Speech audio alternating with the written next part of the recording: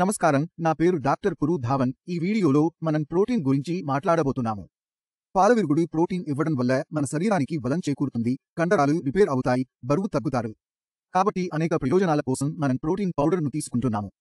కానీ ఇప్పటివరకు ఐసీఎంఆర్ నుండి ఒక తాజా పరిశోధన వచ్చింది. ఐసీఎంఆర్ ప్రోటీన్ పౌడర్ తీసుకోవడం అంటే పాలవిరుగుడు ప్రోటీన్ తీసుకోవడం వల్ల మూత్రపిండాలు దెబ్బతింటాయని మధ్యంతర వైద్య పరిశోధన మండలి ఒక నివేదికను రూపొందించింది.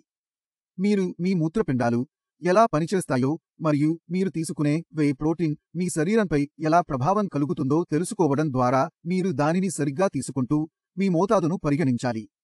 మీరు తీసుకోకపోతే మేము ఈ వీడియోలో అర్థం చేసుకోవచ్చు.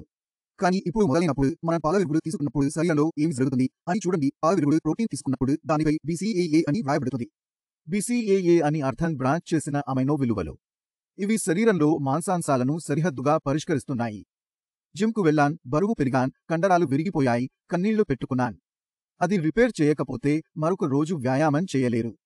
అందుకే బాడీ బిల్డర్లు, అథ్లెట్లు అందరూ దీన్ని వాడుతున్నారు, ఎందుకంటే ఇది బాగా పనిచేస్తుంది. కానీ మనకు తెలియకుండానే ఎక్కువగా తీసుకోవడం మొదలు పెడితే మన శరీరం త్వరగా సిద్ధమవుతుంది. కాబట్టి ఏమి జరుగుతుంది అంటే చాలా ప్రోటీన్ శరీరంలోకి వెళుతుంది. ప్రోటీన్ చెడ్డ విషయం కాదు, కానీ అది చాలా పెరిగింది. మనం ఎక్కువ ప్రోటీన్ తీసుకున్నప్పుడు మన శరీరంలో ప్రోటీన్ జీర్ణమైనప్పుడు మన కాలేయం దానిని విచ్ఛిన్నం చేసి యూరియాను తయారు చేస్తుంది. ఇప్పుడు ప్రోటీన్ ఎక్కువ తీసుకున్నారా, అప్పుడు శరీరంలో యూరియా కూడా తయారవుతుంది. ఇప్పుడు ఈ యూరియాను శరీరం నుండి పూర్తిగా తీసుకోవడం చాలా ముఖ్యం. ఈ యూరియాను ఫ్లష్ చేయడానికి మనం ఏమి చేయాలి? మన కిడ్నీలు అదనపు పని చేయాలి.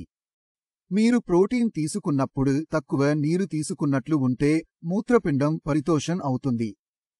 శరీరం నుంచి ఆ యూరియాను బయటకు పంపడానికి సరైన పరిమాణంలో నీరు అవసరం.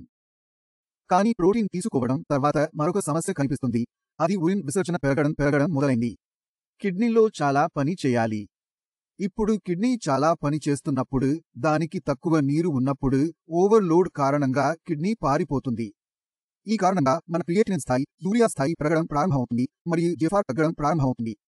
ప్రస్తుతం ప్రధాన సమస్య అది ఉంటే ప్రజలు చాలా చిన్న వయసులో 1000 ప్రోటీన్ తీసుకున్నారు. 18, 19, 20, 21, 22 వయసుల్లో. ఇప్పుడు ఎవరైనా 30 సంవత్సరాల ముందు తన కిడ్నీ చెడిపోయే ప్రారంభం అయితే అది పెద్ద సమస్యకరం. సమస్య ఏమిటి? ఈ రోజు మీ వయసు 30 సంవత్సరాలు. ఒక సాధారణ మానవ సగటు వయస్సు 80. కాబట్టి 50 సంవత్సరాల పాటు చెడిపోయిన మూత్రపిండాలతో పాలవిరుగుడు ప్రోటీన్ తీసుకోవడం అంత సులభమైన పని కాదు.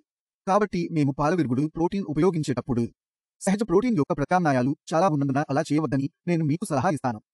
మీరు వైట్ మీట్, ఎగ్స్, చేపలు, చికెన్ వంటి సన్నని మాంసం తినడం ప్రత్యేక పరిమితాలు లేవగానే తినవచ్చు.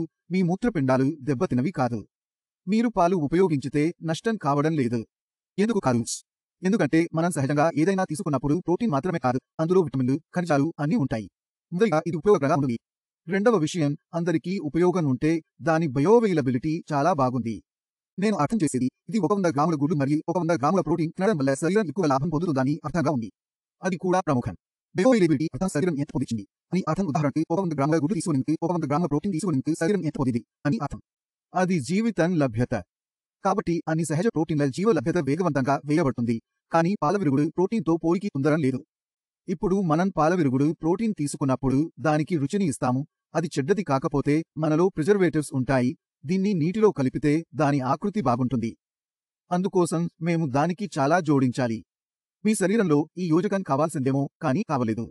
కాబట్టి మీరు మీ పెట్టెను తీసుకుని పాలవిరుగుడు ప్రోటీన్ను చూస్తే అధికాయంగా కనిపించే వస్తువులు జోడించబడినవి ఉన్నాయి. 95 శాఖ ప్రోటీన్ మరియు 5 శాఖ శరీరంలో కావలసిన విషయాలు లేకుండా ఉంటాయి. తెలియకుండానే మనం దీన్ని తిని ఉంటే దాని ప్రభావం మన శరీరంలో పడటం ప్రారంభమవుతుంది. అందుకే బాడీ బిల్డర్లు, అథ్లీట్లు మరియు ప్రొఫెషనల్స్ వారితో ఉన్నారు అని కారణం. ఏమి చేయాలో, ఎలా చేయాలో చెప్పే అధిక వేతన పోషకాహార నిపుణుడు వారితో ఉన్నారని మీరు ఎప్పుడైనా చూసారా? వారు చెప్పిన విషయాలను అస్సలు దాటరు. దీని కారణంగా వారు తమ ఆరోగ్యాన్ని నిరీక్షణలో ఉంచుకోవచ్చు. కానీ మన శరీరాన్ని తయారు చేయడం ప్రారంభించినప్పుడు మనకు తెలియకుండానే మనం ఆ తప్పులు చేస్తాం. వాటిని మన జీవితాంతం మూల్యం చెల్లించుకోవాల్సి ఉంటుంది. అని వారు అనవసరమైన కారణం వల్ల 1000 ప్రోటీన్ తీసుకుంటున్నారు. నా శరీరాన్ని షేప్లోకి తీసుకోవాలనుకుంటున్నారు. నేను శరీరం తయారు చేయాలనుకుంటున్నాను. అందువల్ల ఆ ఉద్దేశాన్ని వదిలివేయండి. మీ శరీరంలో మీకు వీలైనంత ఎక్కువ వ్యాయామం చేయండి. మీ నిద్రను నియంత్రించండి. బాగా నిద్రపోతే శరీరం బాగుపడుతుంది. ఒక రోజులో చేయకపోతే తర్వాత అది చేస్తారు. ప్రకృతి ప్రోటీన్ కోసం మీకు చాలా ఎంపికలు ఉన్నాయి.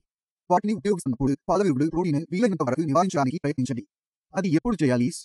మీరు అథ్లీట్ కేటగిరీలో ఉంటే వరకు వెళ్ళకూడదు. మీరు బాడీ బిల్డర్ కేటగిరీలోకి వెళ్ళడం లేదు. మీరు ప్రొఫెషనల్ లెవెల్స్ కోసం వెళ్ళవద్దు. అందువరకు మీరు పాలవిరుగుడు ప్రోటీన్ ఉపయోగించకూడదు. మీరు మీ శరీరాన్ని ఆరోగ్యంగా ఉంచుకోవాలంటే మీకు ఎటువంటి సప్లిమెంట్లు అవసరం లేదు.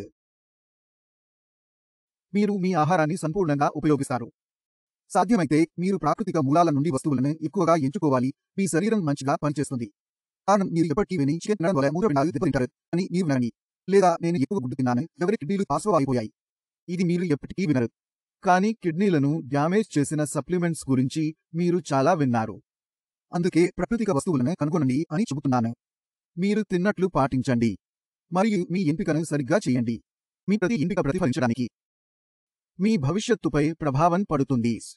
దీనితో నేను ఈ వీడియోను ప్రారంభించాలనుకుంటున్నాను. తర్వాత వీడియోలు కలుద్దాం. అప్పటి వరకు వీడ్కోలు పడతారు.